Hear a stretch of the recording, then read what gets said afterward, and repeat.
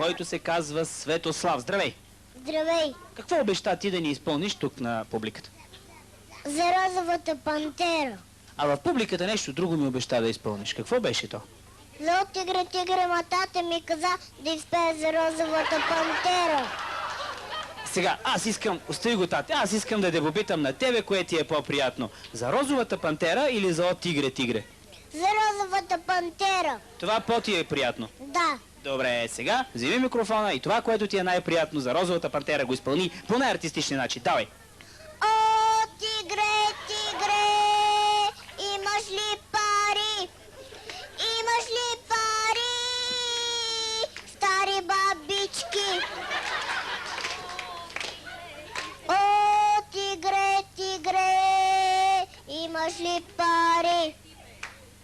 Имаш ли пари? Хубави жени.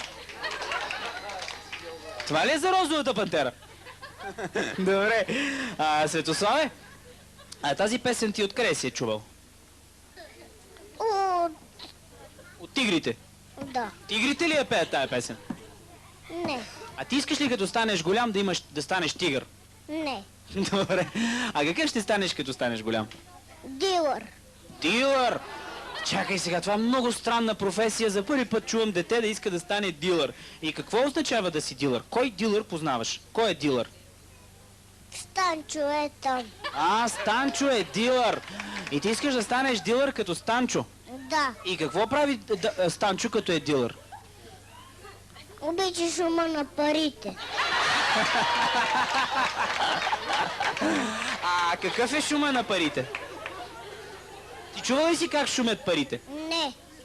Той ти е разказвал? Да. Че обичаш шума на парите. И ти защо искаш да станеш дилър?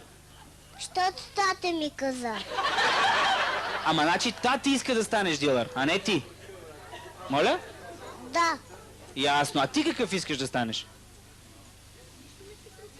Не искам да се стана Батман, но тата иска да стане дилър.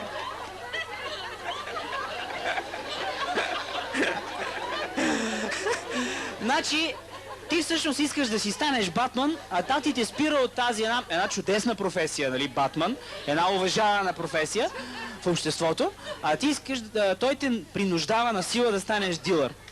Да. А ти последно какъв ще станеш? Дилър.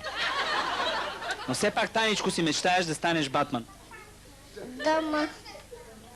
Искам да си стана по-добре дилър. Добре, и какво те привлича в дилърската професия? Да се занимавам с парите. Добре, а ти пари виждал ли си? Да. Доколко можеш да броиш? До 8. До 8. До 8 зависи. Ако са 8 милиона е една добра цифра.